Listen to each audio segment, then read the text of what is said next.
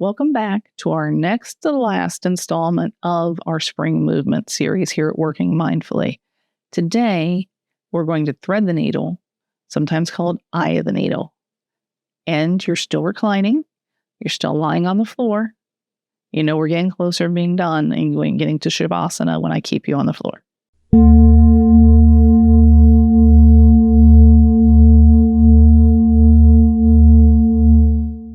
There is a reason why we're doing eye of the needle after the hip and thigh stretch. After doing the hip and thigh stretch, this should be more accessible for you. If you were to do this first, it wouldn't feel as comfortable. And you're going to feel some stretch, especially in your hamstrings and the back of your thighs. I want you to push yourself only until it feels like, that's about as much stretch as I need. It should not hurt. You do not push through it. I do not believe in pain, no gain. That needs to get thrown out the window. You want to go till it's just like, oh, yep, I feel it there. Then as you relax into it, if you feel like you can go a little further, you can do so. So let's take a look. So our last position was the reclining hip and thigh stretch, and we're going to start in essentially the same position. Move your bottom close to your heels as possible before rolling down onto your back.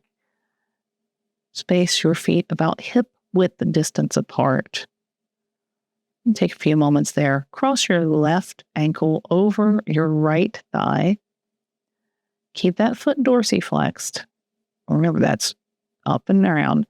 Your legs, your hand threads through your legs to the back of your thigh, and you're going to bring that right leg up and pull in gently.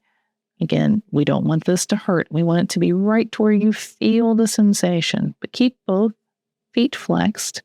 Protect the knees and protect the joints before lowering it back down, uncrossing the legs. Settle back in. And then you're going to do the same thing on the opposite side. Foot comes over, flex the foot. You can see better now how my hands are threading through the needle there. And you're going to pull in gently, enough where you feel a little bit of resistance, but not pain. Stay in that position for a few breaths before releasing out of that. Back down to the floor. And you can windshield wiper the legs afterwards. Anytime we're doing any stretches on the floor reclined or we're pulling our legs up, it feels good to release that with that windshield wipering of the legs.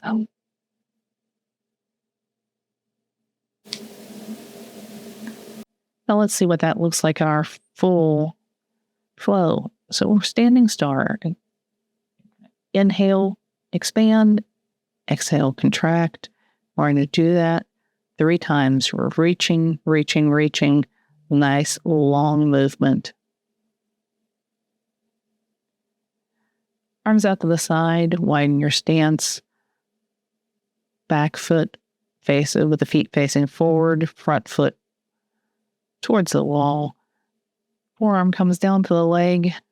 Stretch. Overhead. As you come out of that, straighten yourself back up before flipping to the other side. Knee goes down, forearm to the leg, and the hand stretches over your head. So you're reaching and you're feeling that stretch along the inside of your thigh and as well as the inside of your side. Coming back out of that, shorten your stance. We're going to move into the standing cow position. Arm comes up, back behind. Drop the belly forward, stretch the neck up.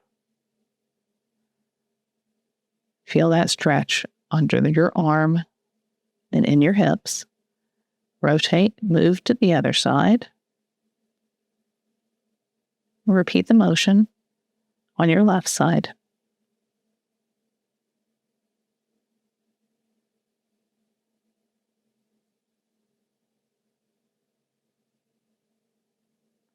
Now we're going to drop into eagle. The foot comes across.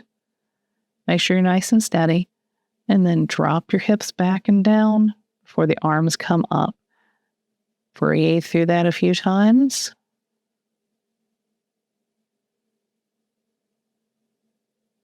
Coming out of it. Now do the opposite side with the left foot over. Arms cross, drop the hips, and then reach and extend with the arms. Make sure you saw I tucked in my belly there. I realized I had it a little loose. Tucking in the belly helps protect your lower back. As you come out of that, widen your stance. We're going to go into mountain, so find your shore footing. Arms come up and over, and then burst back out behind the back. Clasp the arms. As you inhale, reach and expand. Arms go down to the floor. Chin goes up. Remember, you're reaching down through your feet, but you're extending and reaching up through the crown of your head. Arms come over, down through heart center, and drop into that Balasana pose to prepare for garland. Heels come close together. Arms come out. And you're relaxing down into that. You can arch your back, and your gaze moves back towards your heels. Coming out of that, come back down onto your bottom. Knees are bent. Arms tucked around and in before you. Slowly roll yourself back onto the floor. Arms extended out to the side. Widen your feet to hip width and distance apart. And then draw that leg up for that stretch on your legs. Again, behind the calf, behind the thigh, whatever feels most appropriate to you. But be sure you are flexing that foot. You can use the yoga strap like we did in the previous video if you need it. Repeat that on the other side. Foot comes up. And it's flat. You're going to feel this in your hamstrings and in your calves.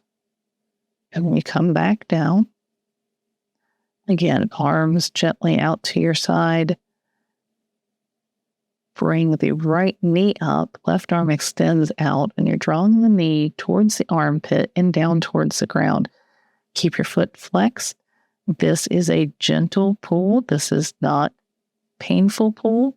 It is just to help open up those hips. Bring back to center before releasing the foot to the ground and repeating on the left side. Hand wraps across and then brings it down towards the armpit and towards the ground. Foot stays flexed. You can rotate your head if it feels comfortable. Today it did not feel as comfortable for me to rotate my head and neck. You drop it down to the ground. Arms come out. Now we're going to thread the needle right over left. Arms come through and hook behind the thigh. And you're gently going to pull those legs in towards your chest. Very gently, just to where you feel a little bit of a catch or a little pressure. Exhale, release it back down. Left over right. Arms come through the middle. And you're going to pull that figure four kind of position closer to your chest and hold it for a few breaths. And breathe into the position and before dropping it back down to the floor and your arms out to the side. You can windshield wiper your knees back and forth to help counterbalance before drawing them up to your chest. Hug them in tight and rotate from side to side. And drop it back down. Extend your arms out beside you and take just a few minutes before you get up and move on with your day. So this movement is really, really good for those with tight hips. It also subtly opens your chest just a little bit, and it can comfort your lower back some. So I hope you've enjoyed it. I hope you gave it a try. If you've liked it, give it a thumbs up, like, subscribe, hit the notification bell so you don't miss anything. And check out some of the other playlists that are available so you can keep piecing all these together. I'll see you on Monday for a guided meditation. Thanks.